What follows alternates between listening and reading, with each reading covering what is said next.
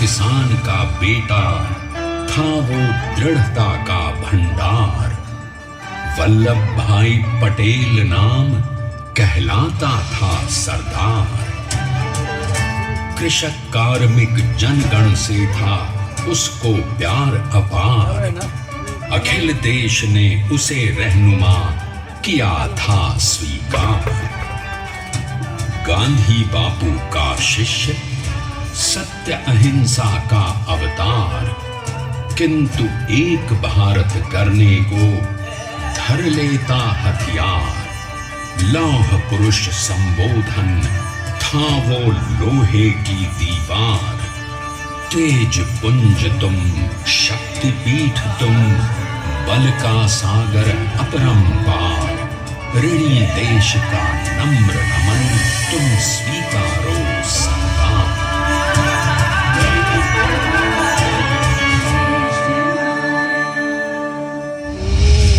1857 में अंग्रेजों को ललकारने वाले पहले स्वतंत्रता संग्राम के एक सक्रिय सिपाही थे झवेर भाई पटेल।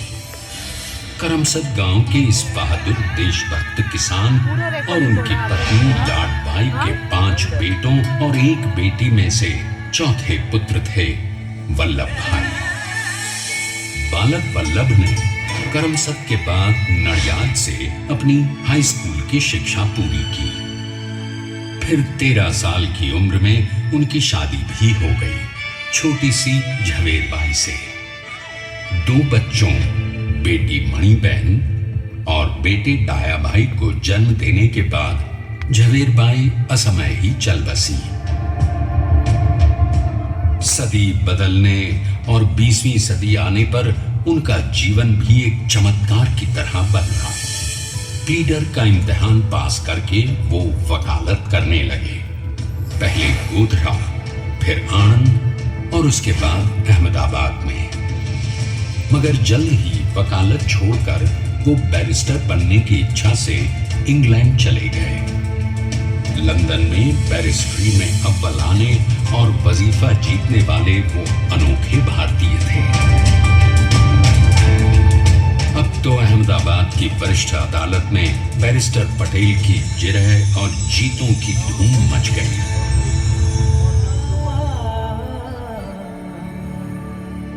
तभी एक युग पुरुष ने वल्लभ भाई के जीवन की धारा ही बदल दी।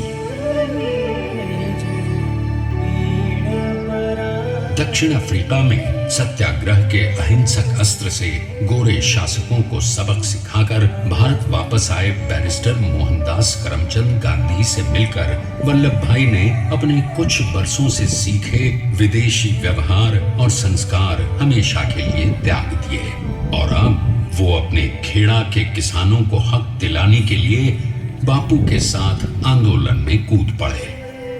अब उनके पैरों में जूते नहीं, गांवों की धूल थी। हृदय में भारत भूमि की शस्य श्यामला धरती। मन में थे गांधी और मस्तिष्क में एक नए स्वतंत्र भारत का सपना।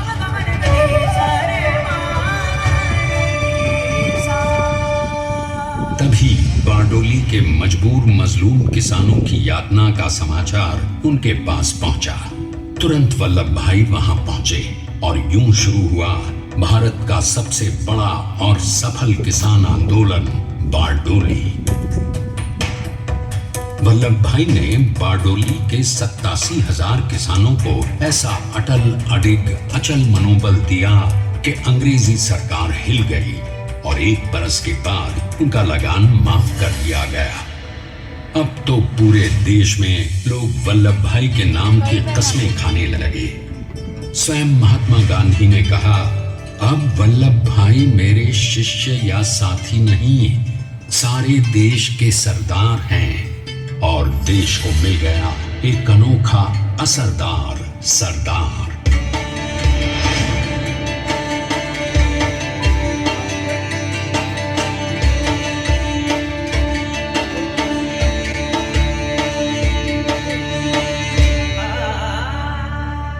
सरदार पटेल के नाम और देशभक्ति से अंग्रेज डर कर कांपने लगे। 1930 के नमक सत्याग्रह और दांडी कूच में वो बापू से भी पहले गिरफ्तार किए गए। तो सन 1932 में फिर उन्हें बापू के साथ ही जेल में 2 सालों के लिए डाल दिया गया। मगर आजादी के दीवानों को, स्वतंत्रता के परवानों को कौन गिरफ्तार कर पाया है? जेल से छूटते ही सरदार को कांग्रेस के नए राष्ट्र अध्यक्ष पद पर चुना गया और उनकी सरपरस्ती में राष्ट्रवादी भारतीयों ने तमाम ब्रिटिश सूबों में जीत हासिल कर वहां अपनी स्थानिक सरकारें बनाई। किंतु सरदार का सपना केवल सरकार बनाना नहीं था। उनका स्वप्न तो था एक ऐसे नए भारत का जहां हर रंग, हर रूप, हर जात, मजहब, तबके का हिंदुस्तानी एक साथ मिलकर एक ऐसा नया भारत बना सके जहां पूर्ण स्वराज के साथ सारे समाज को गरीबी, अशिक्षा, छुआछूत से भी आजादी मिल जाए। इसकी पहली रणनीति थी भारत को अंग्रेजों की गुलामी से आजादी, ताकि भारत के लोगों की अपनी सरकार सबके साथ और सबके विकास के लिए काम कर सके।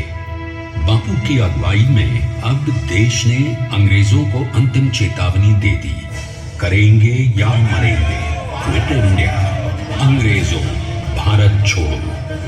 बस फिर क्या था, संघर्ष की रणभेरी बची। 3 सालों के लिए सरदार पटेल को भी सत्याग्रही नेताओं के साथ जेल में ठूंस दिया गया। 2 सालों के बाद अंग्रेजों को बापू के सभी शिष्यों और साथियों को छोड़ना पड़ा।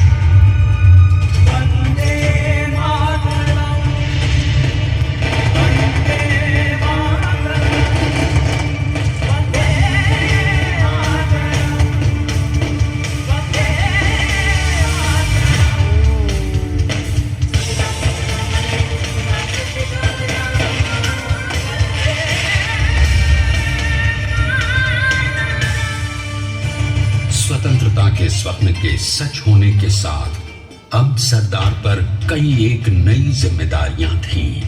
आने वाली आजादी की तैयारी और एक नए भारत के लिए नए लोकतांत्रिक संविधान की संरचना। जैसा उनके साथी ने खुद कहा था, सरदार ने ही छेनी हथौड़ी लेकर एक नए भारत को उकेरा है।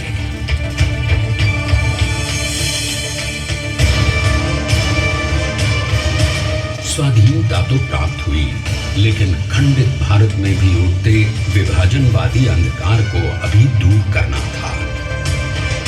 जब देश के खंड खंड होने का भय उत्पन्न होने लगा, तो सरदार ने निर्भय होकर खुद अपनी केंद्र सरकार और साथियों को भी चुनौती दे डाली और जम्मू कश्मीर को बचाने के लिए सारे देश का आकाश वायुयानों से भर गया।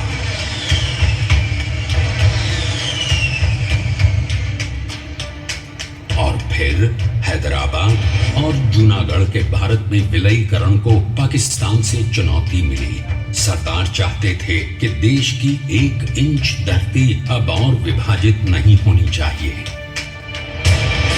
नए भारत को एक करने के लिए समझा बुझाकर, मना कर 565 रियासतों को सरदार ने अपनी सूझबूझ, सदाशयिता, संबल से एक नए स्वतंत्र भारत का अभिन्न अंग बना लिया। हमारे इतिहास में अखंड भारत के पुरुषार्थ का ये एक महानतम अध्याय है। जैसा उन्होंने स्वयं कहा था, हमें नए धागों को पुराने ताने बाने में ऐसे पिरोना है कि एक दूसरे में गुंथ जाएं और बेहतरीन बनावट वाला एक नया भारत उभर कर सामने आ सके। अंततः अपने वज्र दृढ़ संकल्प से एक नया विराट विशाल एक भारत श्रेष्ठ भारत बनाकर दिखा ही दिया सरदार ने। संसार के सबसे बड़े प्रजातंत्र के शिल्पी को प्रणाम करने के लिए देश ने बनाया है ये समर्थ स्मारक। स्वाधीन भारत को समर्थ भारत में बदलने वाले सरदार पटेल को समर्पित प्रेरणा तीर्थ भी है। प्रधानमंत्री प्रधानमंत्री श्री नरेंद्र मोदी के नेतृत्व में बनी विश्व की इस विशालतम प्रतिमा के सामने आकर सारी दुनिया जैसे स्वयं भी नतमस्तक हो जाती है।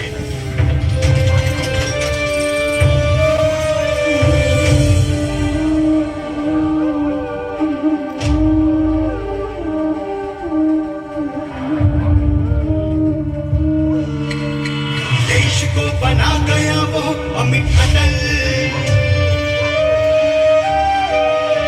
हरा सका उसे न कोई शत्रु दल। चट्टान के समान सा पुरुष प्रबल, पटेल तो स्वदेश का सम्मान है, पटेल तो स्वदेश का सम्मान है, पटेल तो स्वदेश का सम्मान है, पटेल तो स्वदेश का सम्मान है।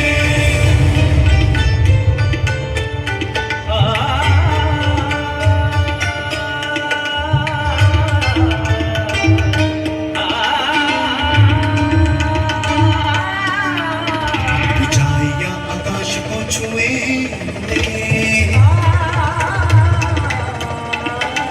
गहराइयां समुद्र की लिए हुए, कदम अडिग जमीन पर